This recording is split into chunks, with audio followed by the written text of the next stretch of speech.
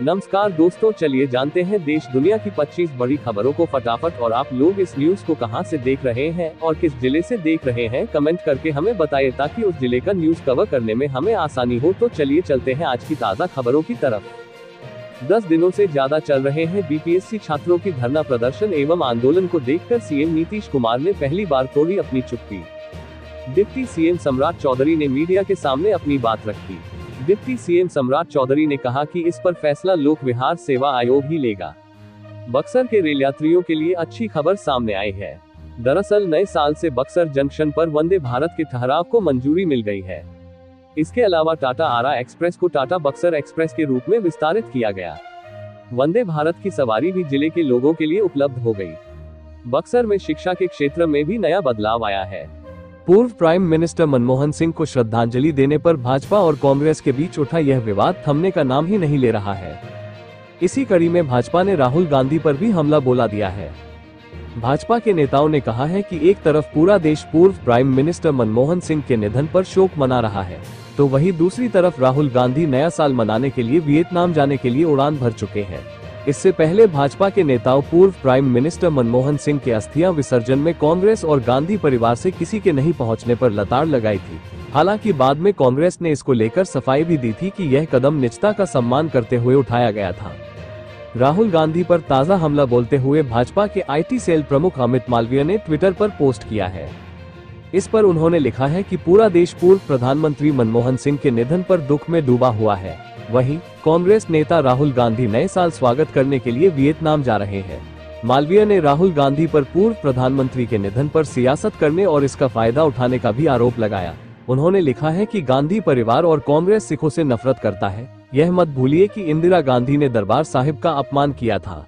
Israel में भारतीय कारीगरों का प्रभाव बढ़ता जा रहा है। वो अब धीरे धीरे फलस्तीनियों की जगह लेने लगे हैं। इजरायल में मौजूदा समय में 16,000 भारतीय मजदूर कार्यरत हैं। निर्माण कार्य से जुड़े ये मजदूर फलस्तीनियों के कारण खाली हुई जगह को भरने में जुटे हैं। इजरायल का कहना है कि वह भारत से अब और मजदूर को लाने का अभियान चलाएगा। 7 अक्टूबर 2023 को हमास के आतंकियों ने इजरायल पर इतिहास का सबसे बड़ा हमला किया था। हमले में लगभग 1200 इजरायली नागरिकों की मौत हो गई थी। वहीं 251 लोगों को बंधक बनाया गया था।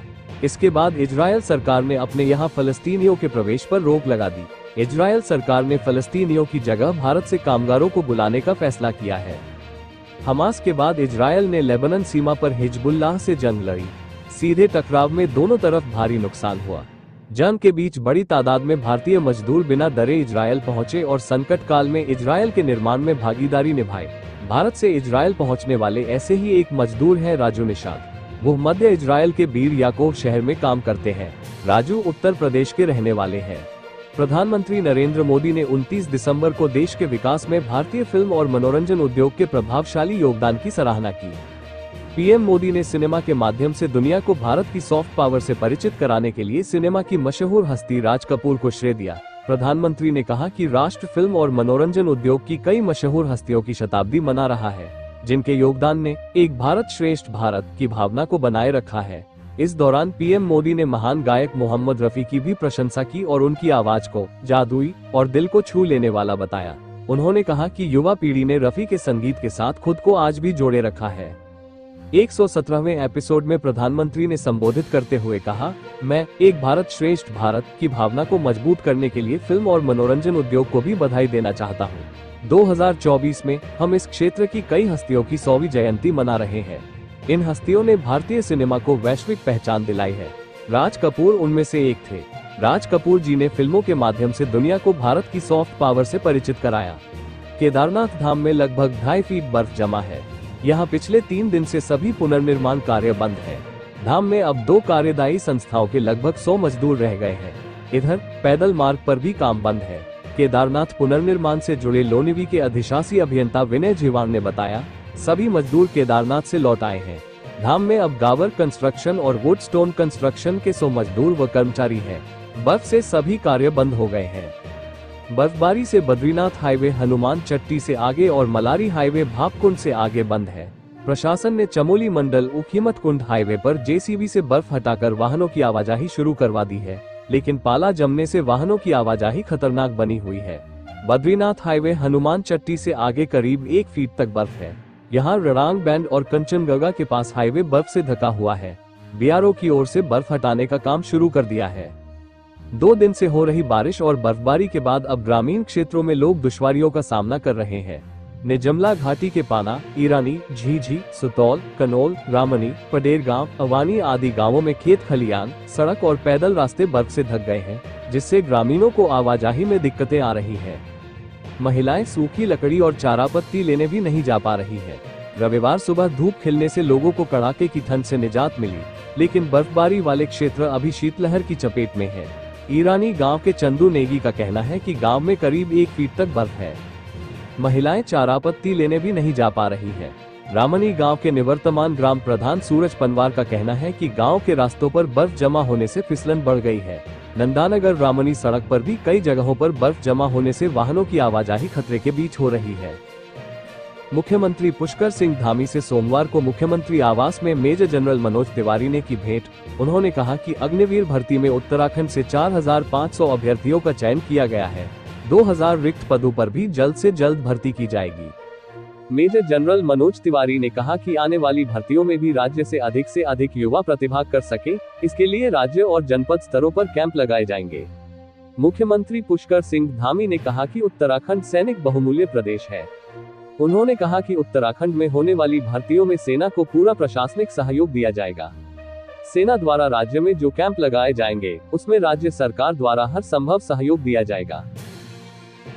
मेलबर्न टेस्ट में ऑस्ट्रेलिया ने भारत को 184 रन से हराकर सीरीज में 1-2 की बढ़त हासिल कर ली। चौथे टेस्ट की दूसरी पारी में भारतीय बल्लेबाजों का प्रदर्शन निराशाजनक रहा। रोहित शर्मा 9, केएल राहुल 0 और विराट कोहली 5 जैसे अनुभवी बल्लेबाज छोटी पारियां खेलकर पवेलियन लौट गए। इसके नतीजा ये रहा कि टीम इंडिया ऑस्ट्रेलिया से सीरीज में पिछड़ गई। अब पूर्व भारतीय बल्लेबाज सुनील गावस्कर ने सीनियर बल्लेबाजों की आलोचना की। उन्होंने अनुभवी खिलाड़ियों के खराब प्रदर्शन पर सवाल खड़े किए हैं। मेलबर्न टेस्ट में भारत की हार के लिए सुनील गावस्कर ने सीनियर बल्लेबाजों को जिम्मेदार ठहराया है। पूर्व क्रिकेटर ने इंडिया टुडे से कहा, ये सब चयनकर्ताओं पर निर्भर करता है। जो योगदान अपेक्षित था वह नहीं आया है। ये शीर्ष क्रम है जिसे योगदान देना है। यदि शीर्ष क्रम के बल्लेबाज योगदान नहीं दे रहे हैं तो फिर तो निचले क्रम को दोष क्यों दें? सीनियर खिलाड़ियों ने योगदान नहीं दिया। चौथे टेस्ट के अंतिम दिन भारत के सामने 340 रन का लक्ष्य था, लेकिन यशस्वी जायसवाल 84 को छोड़कर कोई भी अन्य भारतीय बल्लेबाज योगदान नहीं दे पाया। भारत को इस मैच में 184 रन से हार का सामना करना पड़ा। गावस्कर ने आगे कहा, सीनियर खिलाड़ियों ने वास्तव में वह योगदान नहीं दिया जो उन्हें देना चाहिए था। उन्हें बस आज अच्छी बल्लेबाजी करनी थी। ये सिर्फ इतना है कि शीर्ष क्रम ने योगदान नहीं दिया और यही कारण है कि भारत इस स्थिति में पहुंचा। पंत के शॉट का चयन ठीक नहीं था। इस दौरान गावस्कर ने यशस्वी जायसवाल की सराहना की, लेकिन वो पंत के गलत शॉट के चयन पर नाराज दिखे। मालूम हो कि भारत की शुरुआत अच्छी नहीं रही थी और टीम ने महज 33 रन के अंदर ही 3 विकेट गंवा दिए थे। इसके बाद यशस्वी और पंत ने मिलकर पारी को संभाला। हालांकि भारत को 121 के स्कोर पर चौथा झटका लगा। ट्रेविस हेड ने ऋषभ पंत को मिचेल मार्श के हाथों कैच कराया। वह 104 गेंद में 30 रन बना सके। पंत ने यशस्वी के साथ मिलकर दूसरे सत्र में भारत का कोई विकेट नहीं गिरने दिया था, लेकिन तीसरे सत्र में वह एकाग्रता खो बैठे और बड़े शॉट के चक्कर में विकेट गंवा बैठे। पंत ने यशस्वी के साथ 88 रन की साझेदारी की। गावस्कर ने कहा, ऋषभ पंत और यशस्वी जायसवाल ने लंच के बाद के सत्र में जिस तरह से बल्लेबाजी की, उससे निश्चित तौर पर लग रहा था कि भारत इस मैच को ड्रॉ कर सकता है। आप जानते हैं कि क्रिकेट में इस शॉट को सिक्सर कहा जाता है, जो किसी ड्रग की लत की तरह है। एक बार जब आप कुछ छक्के मार देते हैं तो आप सोचते हैं कि वास्तव में यह सही तरीका है। जब आप गेंद को स्टैंड में पहुंचाते हैं तो एक बल्लेबाज के लिए इससे बेहतर कोई एहसास नहीं है। सिक्सर एक अलग तरह का एहसास है और यह एक ड्रग है जो आपके सिस्टम में चला जाता है। उस समय छक्का लगाने की कोई जरूरत नहीं थी। इससे हम मैच नहीं जीतने वाले थे। अगर उस समय जमीन से चिपकता शॉट खेला जाता तो हमें 4 रन मिलते। इससे ऑस्ट्रेलिया के लिए जीत के दरवाजे खुल गए। इस धरती से निकलने वाले पानी के साथ साथ गैस भी साथ में निकल रहा है। इस दौरान 12 की खुदाई के समय बोरिंग मशीन में ट्रक अब पूरी तरह से धरती में नीचे चला गया। वहीं प्रशासन की ओर से 1 किलोमीटर की क्षेत्र में पानी के प्रभाव को रोकने के लिए खाली करवाया गया।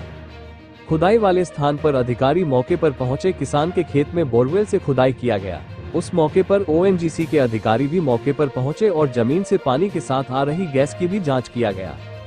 बता दें कि राजस्थान प्रदेश के मोहनगढ़ क्षेत्र में किसान के द्वारा अपने खेत में शनिवार को बोरवेल के लिए खुदाई किया जा रहा था और उनके द्वारा तकरीबन 850 फीट खुदाई हो जाने के बाद अचानक से एक तेज गति से पानी की धारा बाहर आने लगी और इसके अलावा साथ में गैस भी निकलना शुरू हुआ। वहां पर मौके पर मौजूद लोगों ने 22 टन वजन की मशीन व ट्रक को जमीन में समाते हुए देखकर वहां से मौके से भाग गए।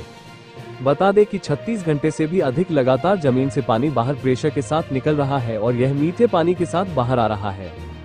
बता दें कि विश्व हिंदू परिषद के नेता विनोद बंसल की द्वारा अपने सोशल मीडिया अकाउंट पर पोस्ट के द्वारा कई तथ्य रखे गए। उन्होंने कहा कि है कुछ वैज्ञानिक ऐसी संभावना भी व्यक्त किया है, अपना विचार रखा गया है। मीडिया रिपोर्ट से प्राप्त जानकारी के मुताबिक विश्व हिंदू परिषद के नेता विनोद बंसल की ओर से कहा गया है कि इस बोरवेल से आ रहे हैं पानी के आसपास के स्थानीय लोगों के द्वारा इसको सरस्वती माता कृपया बताया जा रहा है और उनके द्वारा ये बताया जा रहा है कि माता सरस्वती ने अब खुद ही प्रकट होकर बाहर आई है। वहीं उनके मुताबिक कुछ भोग जल वैज्ञानिकों का मानना है कि बोरिंग खुदाई के दौरान पानी का अचानक कितना बड़ा रिसाव सामान्य रिसाव नहीं हो सकते। वहीं सूचना प्राप्त होने के बाद पुलिस प्रशासन व जिला पूर्ति विभाग के अधिकारी मौके पर पहुंच गए हैं। इसके अलावा जिला कलेक्टर प्रताप सिंह की ओर से स्थान पर आगमन के लिए लोगों को रोक लगाने का निर्देश जारी किया गया। जैसलमेर जिले के मोहनगढ़ उप तहसीलदार ललित चरण की ओर से कहा गया है, ओएनजीसी के अधिकारियों के द्वारा मौके पर पहुंचकर देखा गया है। खुदाई से आ रही बाहर गैस सामान्य है और यह किसी भी तरह की जहरीली और ज्वलनशील गैस नहीं है।